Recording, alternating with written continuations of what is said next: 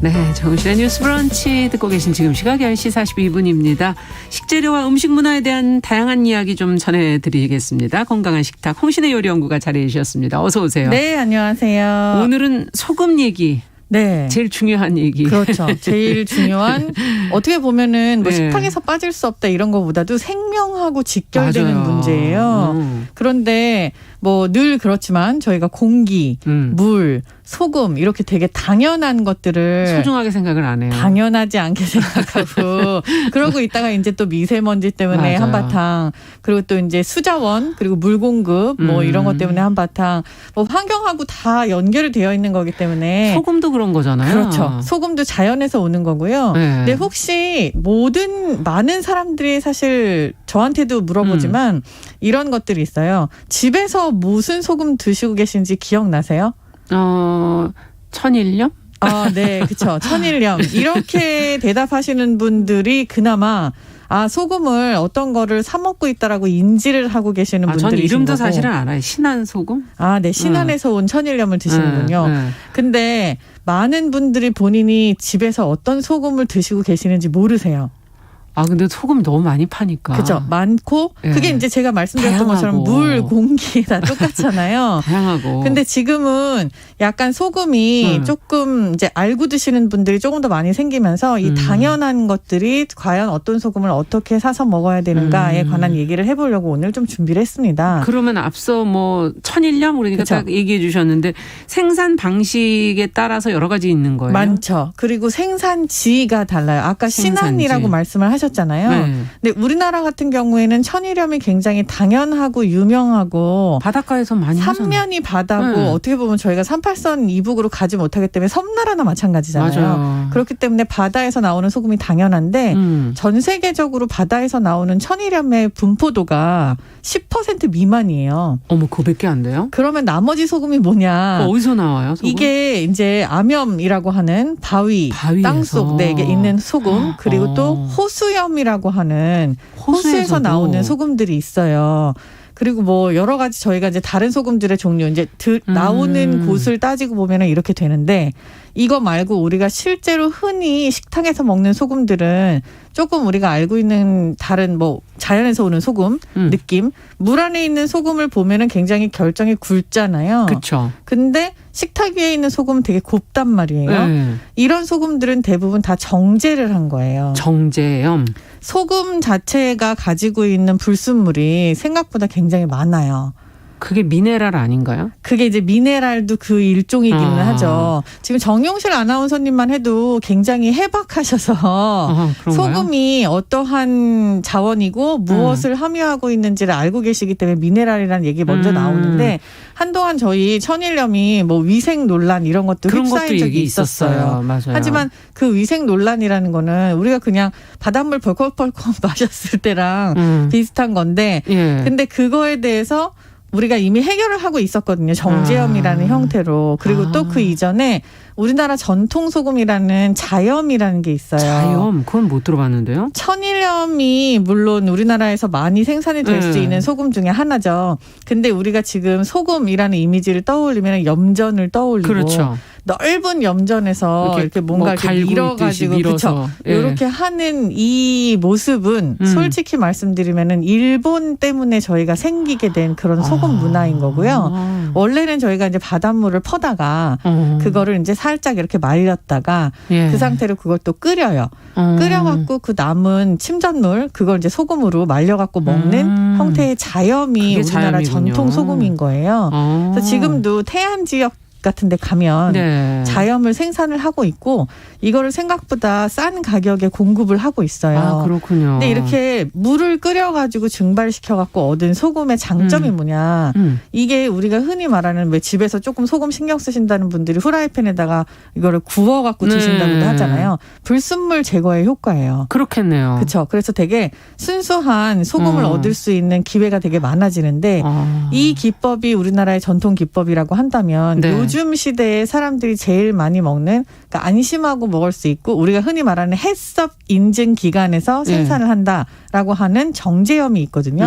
이것도 열을 가하거나 아니면 무슨 뭐 다른 기법으로 그 화학적인 기법은 사실 아니에요. 그럴 수도 있고 과학적인 기법으로 이거를 가수분해를 한다든지 해서 얻는 그런 나트륨 성분들이 있어요.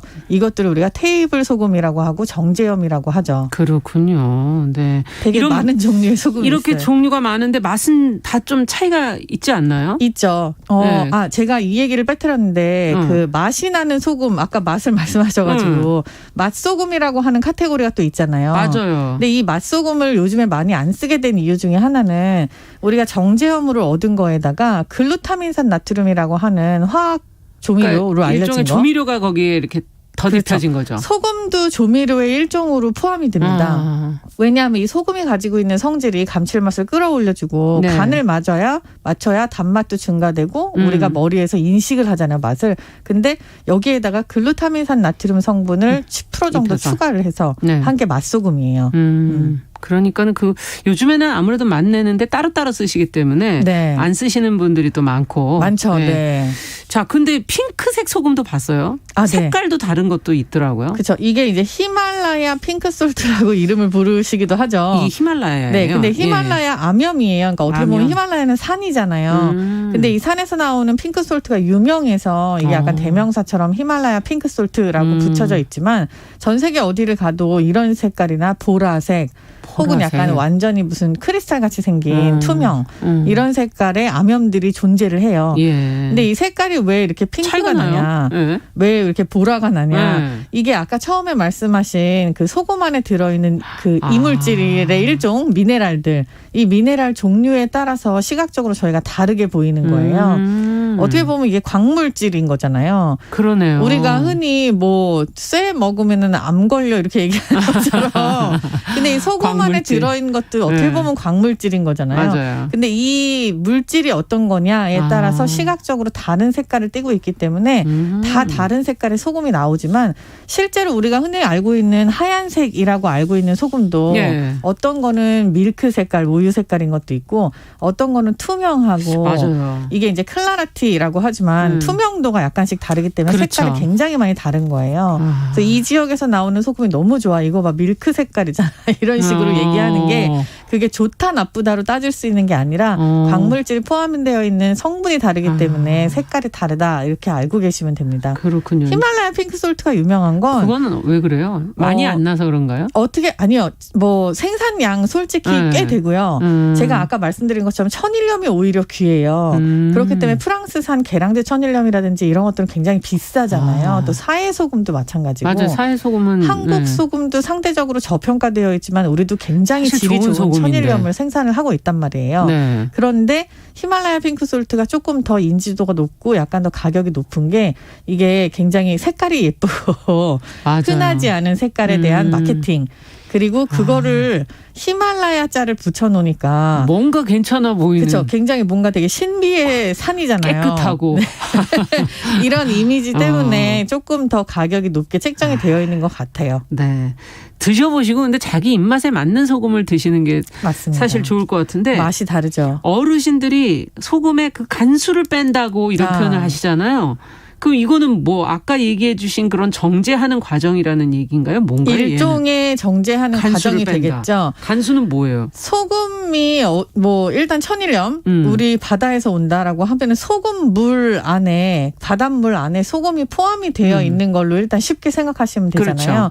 이게 이제 증발을 해요, 수분이. 네. 그렇게 하고 남아 있는 상태에 소금을 저희가 받아서 먹잖아요. 그렇죠. 근데 이런 얘기 들어보셨죠? 3년 간수 뺀 토판염, 뭐 8년 간수 뺀 뭐 천일염 이런 거. 근데 이게 왜 이렇게 오래 걸리냐면은 결정이 있는 상태에서 수분이 나가지만 그러니까 일종의 소금물이에요. 네. 이게 염화 마그네슘 형태, 그러니까 원래 가지고 있던 소금이 가지고 있던 성분이 같이 빠져나오는 건데 그 수분이 조금씩 빠지면서 소금이 조금 더 단단해지는 거거든요. 그렇겠네요. 단단해지겠네요. 근데 그 소금이 가지고 있던 수분 자체에도 염화 마그네슘이라고 제가 아까 말씀드렸잖아요. 네. 이 성분이 있어요. 이 성분 자체로 두부가 굳어지고 쇠가 부식되고 이게 그냥 소금물인 거예요. 근데 오래도록 빠져나오는 이유는 결정 상태 안에 갇혀 있던 게 조금씩 모아서 나와야 되니까 어떻게 보면은 증발 같은 그런 느낌인 거죠. 시간이 오래 걸리겠군요. 그래서 이거를 자루에다가 담아서 그냥 요즘에 이제 베란다 타일 위에 이렇게 놔두시면은 나중에 한 2년 정도 놔뒀다 보니까 밑에 타일이 다 흐물어져 있다. 이런 얘기들도 많이 하시잖아요. 이게 이제 그냥 물이 아니라 소금 안에 들어있던 광물질이 같이 나오기 때문인 거고. 그렇군요. 그래서 간수를 빼는 방법이 있어요. 어떻게 해야 돼요, 그럼? 간수를 오래도록 빼놓은 소금을 사시면 굉장히 비싸요. 그것도 사실 기술이 필요한 거라서 이제 염전에서 잘 빼는 거잖아요. 대게 가지고 오실 때 일단 소금을 사시면 자루째를 자루로 사세요. 사죠. 10kg, 20kg. 근데 그 자루를 가져와서 박스를 종이 박스를 이렇게 몇 겹을 댄 다음에 밑에다가도 더 공사를 이렇게 하세요. 종이 박스를. 종이로 대라는 거죠. 네, 화분 중에 이제 그 뭐 테라코타라든지 이렇게 뭐 유약을 사용하지 않은 화분 깨진 것들 있죠. 그거를 가운데다가 이렇게 받쳐놓고 그 위에다가 소금 포대를 올려놓으시는 거예요. 그렇게 하면 이제 소금에서 나오는 간수들이 밑에서 서서히 빠지면서 그 밑으로 살짝 스며들면서 바닥이나 이런 걸 상하지 않게 하는 그런 방법이 있거든요. 그렇군요. 네, 가져오셔서 솔직히 한 1, 2년 묵혔다가 드시면 소금이 이 어르신들이 특히 그거를 집에다가 이렇게 늘 두시고서는 드시더라고요. 한 자루씩 가져오셔서. 이게 이제 정제의 일종인 거예요. 말씀하신 것처럼. 그래서 이물질이 빠지면서 소금이 조금 더 퓨어하게 맛도 좋아지고 하는 거죠. 오래돼서 버리려고 그랬더니 그게 아니군요. 안 됩니다. 네. 귀한 거였군요. 그리고 소금을 간수를 잘 빼신다고 요즘에 냉장고에 넣어두시는 분들이 계세요. 이제 굉장히 비싼 소금들을 많이 팔잖아요. 모든 게 우리는 이제는 밖에다 두면 상할지 모르니까. 그렇죠. 근데 소금은 아닙니다. 이거는 저장식품을 저장이 가능하게끔 하는 그런 악셀을 밟아주는 역할도 하잖아요. 그래서 소금은 반드시 실온에 두시는데 냉장고에 소금을 두시면은 이게 너무너무 좋은 냉장고 탈취제도 돼요.